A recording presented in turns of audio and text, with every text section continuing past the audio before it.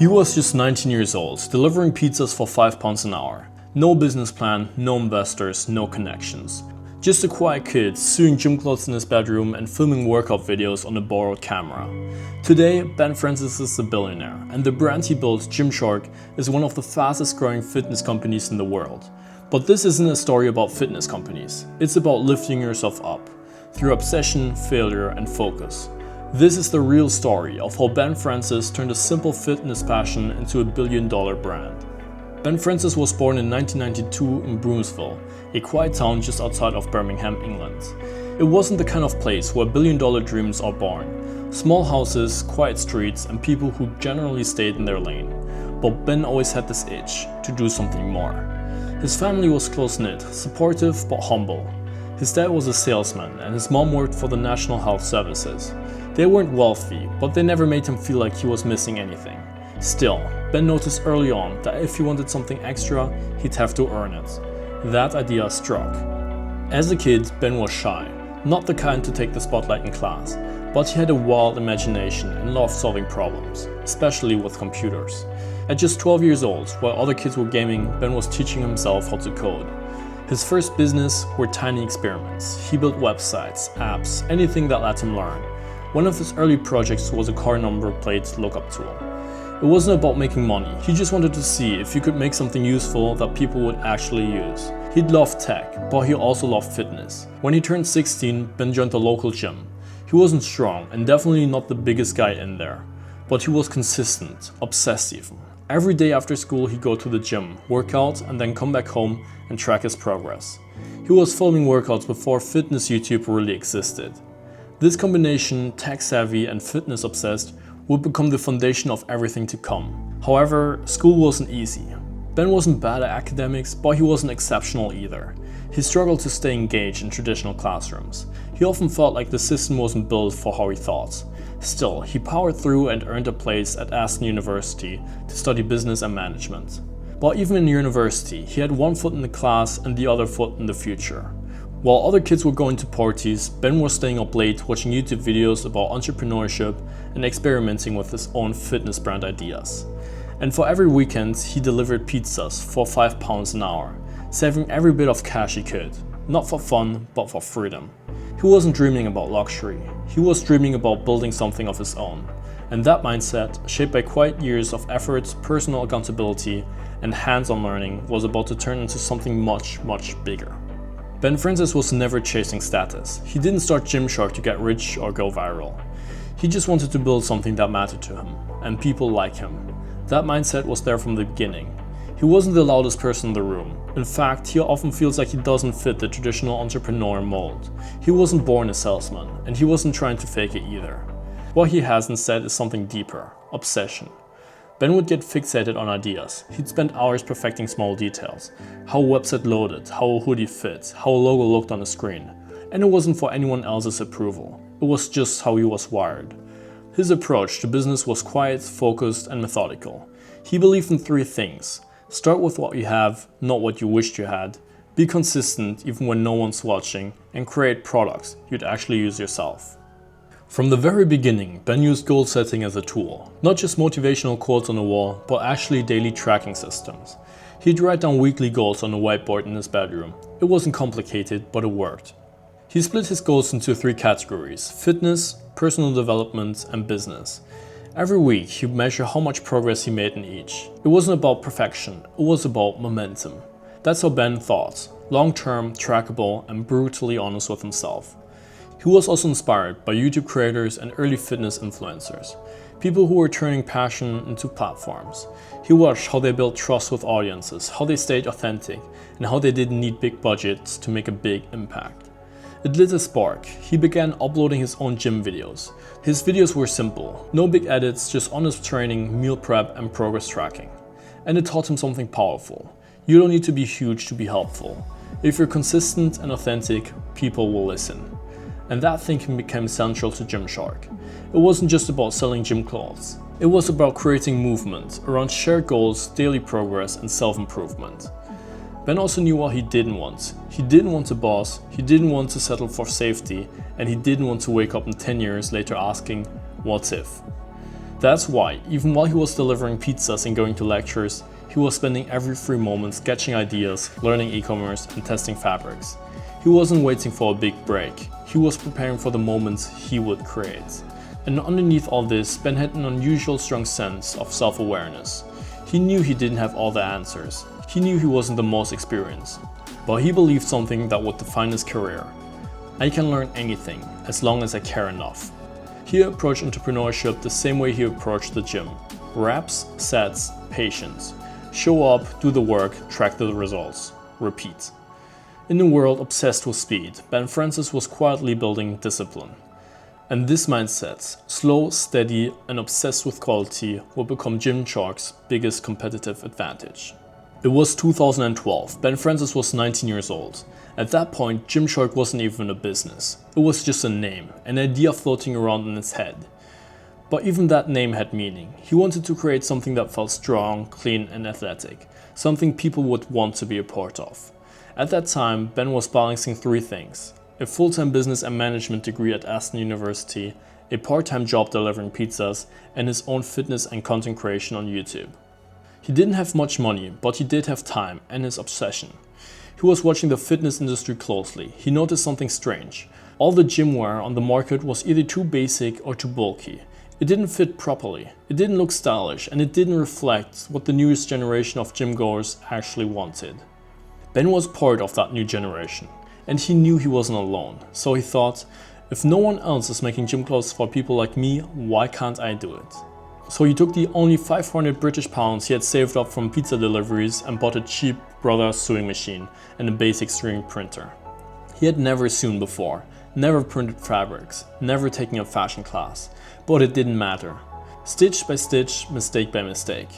At nights, after his shifts, he'd come home, clear space in his bedroom, and practice sewing for hours. He'd cut patterns by hand, lay fabrics on his bedroom floor, get frustrated when things didn't line up, and try again the next night. That's where the first Gymshark products came from. Not a factory, not a big warehouse, just a student's bedroom, with fabric stacked against the wall and a dream taped in the ceiling. He wasn't alone though. Ben pulled in his friend Louis Morgan, a former classmate and one of the first people who believed in his vision. Louis helped him with marketing and business planning, while Ben focused on product and website design. The two of them worked side by side, juggling studies by day and brand building by night. Eventually, they launched a Shopify store, with just a few items: stringer vests, fitted t-shirts, and hoodies. Everything was handmade, everything was personal. And the sales were slow, just a few orders from friends, maybe a couple of random customers from fitness forums. But every sale felt like a miracle. Every new order was a jolt of motivation. They didn't have money for marketing, so they did the only thing they could: give value. Ben started sending free products to small fitness influencers on YouTube, people who, like him, were sharing their gym routines and progress online. There were no contracts, no brand deals, just a DM that said, "Hey, I love your content, can I send you some gear?" That early approach, gifting, not advertising, was years ahead of his time. And then came the biggest test. In May 2013, Ben and his small team decided to invest all their savings, every pound they had, into a booth at Body Power Expo, the UK's biggest fitness event. It was a huge gamble. They spent weeks sewing products and packaging boxes by hand. They didn't have a fancy signage or a polished brand presence, just racks of Gymshark clothing and raw energy. When they set up, they weren't sure if anyone would stop by. But something amazing happened. Crowds formed, people loved the designs, influencers walked by, tried on the gear and started posting it.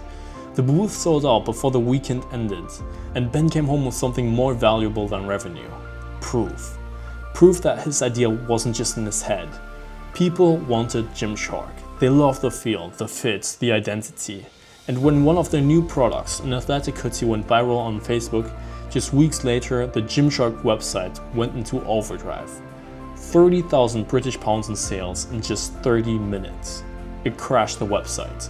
They couldn't believe what was happening. This was the light bulb moment, not just for Ben, but for everybody watching. This wasn't a hobby anymore. Gymshark was real. That hoodie selling out in minutes wasn't just a spike in sales. It was a signal. Ben had tapped into something bigger than just gym clothes. He was capturing a feeling, a sense of identity, motivation, and a community that gym goers weren't getting anywhere else. Gymshark wasn't just a brand, it was becoming a movement. And after Body Power 2013, everything started to change. The orders rolled in faster than they could fulfill. Instagram influencers started tagging Gymshark in their content without even being asked. YouTubers who'd been gifted a stringer vest or a fitted t-shirt began wearing them in every video. And because Gymshark made them look good, clean lines, tailored fits, minimal logos, the audience noticed. Ben realized something: you don't need a celebrity to go viral. You need a tribe. Real people who live and breathe the lifestyle your brand represents. That's what Gymshark created. They weren't selling products, they were selling purpose, focus, progress, self-discipline. Things you couldn't touch, but you could wear. And they backed that up by speed and execution. Ben and his small team streamlined the Shopify store, fixed the crashing issues, improved the inventory tracking, sourced better fabrics. They reinvested every penny, not into offices or ads, but into better gear, smoother operations. They stayed lean, stayed focused. Most brands would have hired an agency or raised venture capital at that point. Ben didn't. He and Louis Morgan turned on early funding offers because they wanted to stay in control. They didn't want to grow just for growth's sake. They wanted to grow right. Instead of billboards, they kept doubling down on creators. But here's what made them different. They didn't look for influencers with millions of followers. They looked for ones who had real engagement. A few thousands of people who actually trusted them, watched every video, took their advice seriously. And those creators became Gymshark athletes. A title that stated a simple partnership and grew into a full brand ecosystem. These weren't just models wearing clothes. They were people living the Gymshark lifestyle, training hard, eating clean, chasing goals. People like Nikki Blackcutter, Lex Griffin, David Lade, and Steve Cook. These partnerships created a ripple effect. The Gymshark logo started appearing everywhere, in gyms, on Instagram feeds, and YouTube thumbnails. And for young fitness enthusiasts, it became more than just a clothing label. It became a badge, something that said, I care about my progress, I show up every day, I live like this. That's when retailers started calling. Big names, department stores, sport chains, overseas distributors, they all wanted to stock Gymshark. And Ben said no. He made a bold decision: no wholesale, no third-party stores. Gymshark would be direct to consumer only. Why? Because he didn't want to lose touch with the customer. He didn't want someone else setting prices, running sales, or owning the brand experience. This decision gave them control over margins, customer data, and more importantly, brand identity. By 2015, Gymshark was shipping globally. They moved out of Ben's bedroom into proper offices in warehouses. They expanded their team, carefully hiring people who understood startup culture and could handle the pace. But growth came fast. Revenue was doubling year over year. They were launching new product drops, collections, and limited edition runs, each one with carefully timed content and influencers campaigns behind them. When a new hoodie launched, it wasn't just in stock, it had a full rollout. Teaser posts, behind the scenes factory clips, athletes previewing it days before release. They treated every drop like an event. And this created two things. First, hype, which led to sellouts, and second, scarcity, which made people want the brand even more. And when Gymshark expanded internationally, first into the US, then Australia, Canada, and then Europe, it wasn't just an export of clothing, it was an export of culture. Ben and his team didn't just translate the websites into other languages. They hired local creators, ran meetups, and built community hubs. That's what made Gymshark's breakthrough sustainable. They didn't just scale up, they scaled deep. Gymshark now may have looked unstoppable from the outside. Viral products, rising sales, global attention. But inside, the company was growing faster than anyone was ready for. And that came with real pressure. And the first major challenge, Ben himself. Gymshark was on fire, but Ben, still in his early 20s, started to feel overwhelmed. He had built this brand from scratch, every piece of it, design, websites, marketing, and had his fingerprints all over it. But now he was managing teams, dealing with suppliers, solving HR problems, navigating tax laws, and fielding international logistic questions. And deep down, he knew something that many founders are too scared to admit. I'm not the best person to lead this right now. So he did something incredibly rare for a young founder. He stepped down as a CEO. He brought in Steve Fewitz, an experienced operator from the retail world, to lead the company while Ben took a step back to learn. Not many entrepreneurs are willing to hand over control, but Ben isn't driven by ego. He wants what's best for Gymshark, even if that meant not being the boss for a while. That decision likely saved the company from buckling under its own momentum. By 2018, the company was pulling over 100 million British pounds in annual revenue. After stepping down from being a CEO a few years to let the more experienced operator run the business, he had learned, quietly, consistently, how to lead a real company. He shadowed different departments, sat with engineers, learned operations, studied leadership. This time not as a kid with a sewing machine, but as the founder of one of the most respected, fastest growing fitness brands in the world. Gymshark has become a global force, and Ben had proven something important. You don't need venture capital, you don't need shortcuts, you just need a product people believe in, and the patience to build it the right way. By 2017, Gymshark was facing a new kind of threat, not from competitors, but from its own hype. There was a growing concern inside the team. Were they becoming too trendy? They'd built a massive following on social media. Their influencer marketing was the envy of the entire fashion industry. And brands built on hype often burn out just as quickly. Ben knew that if Gymshark was going to last, it had to mature. So they slowed down, focused on the core products, refined branding. Instead of dropping flashy new items every week, they began building long-term collections. They asked, what would an Adidas or Nike do if they started today? It was a turning point. And as Gymshark's profile grew, so did the scrutiny. Some critics questioned whether the brand's representation was too narrow. Too many shredded influencers, not enough diversity in body types, genders and backgrounds. Ben took that feedback seriously. He realized that fitness wasn't one size fits all. And if Gymshark wanted to represent a global fitness movement, it had to look like the real world, not just the highlight reel. So the brand made conscious changes, broader castings for campaigns, a wider range of sizes and fits, more women in leadership, a louder voice on social issues, mental health and inclusivity. These weren't marketing stunts, they were structural shifts in how Gymshark saw itself and who it wanted to serve. But as the brand grew more socially aware, some fans pushed back. Not everyone liked the new direction. Some accused Gymshark of going woke. Others thought that the brand was losing its edge. That's the thing about leadership. You cannot please everyone. Ben and his team had to stay grounded in values, and one of those values was evolution. And behind all this, Ben was evolving too. Running a global company in your 20s is lonely. There were times he questioned whether he was still the right person to lead. Times he felt the imposter syndrome. Times he wanted to hide from the spotlight and just go back to building things quietly in his room.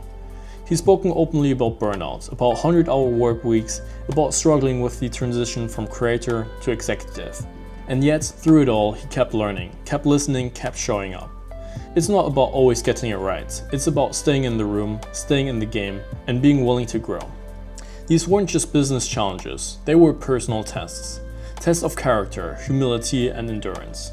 And they shaped Gymshark into something more than just a brand. They turned it into a business backed by hard lessons, real people, and values that evolve with time. The foundation didn't crack, it got stronger. In 2020, Gymshark hit a massive milestone, a valuation over $1.5 billion after securing investment from General Atlantic. Today, Ben Francis is 33 years old and one of the youngest billionaires in the UK. He owns the majority stake in Gymshark, and he's kept the company headquarters in the UK, creating hundreds of jobs locally. Ben now leads a team with over 1,000 employees across multiple continents. Unlike many founders who shifted into corporate mode, Ben stayed close to the product, the customer and the culture. He still trains in the Gymshark lifting club, he still tests the clothing himself, and he still posts thoughtful reflections on LinkedIn and social media about growth, failure and the reality of entrepreneurship. One of his core beliefs, you don't need to have all the answers, but you do need to be willing to learn. That mindset kept him grounded, and it's why so many young entrepreneurs today look up to Ben not just as a business success story, but as a blueprint for how to grow without losing yourself. In interviews, he talks openly about mental health, imposter syndrome, and how he's learned to manage pressure, not with perfection, but with awareness. He's married to Robin Gallants, a former Gymshark athlete and fitness creator, and they have 3 young children now, and the two have a relatively private life, even as their careers continue to grow. Ben credits his family and his early years working in a pizza shop for shaping his approach to leadership. He believes in treating every employee with respect regardless of the title, and in creating a workspace where people feel inspired, not intimidated. That people-first approach has led Gymshark to being recognized as one of the best companies to work for in the UK. So what's next for Ben Francis? Ben has said many times, we're just getting started. While Gymshark already dominated the fitness apparel market, Ben sees the brand expanding into wellness, recovery products, technology-enabled fitness tools, and even nutrition and lifestyle content. In 2023, Gymshark began piloting new product lines beyond apparel, including recovery devices, community fitness programs, and even streamlined workouts. Ben's vision is to make Gymshark more than just a clothing brand. He wants it to be a global ecosystem for fitness, where people not just find gear, but motivation, education, and belonging.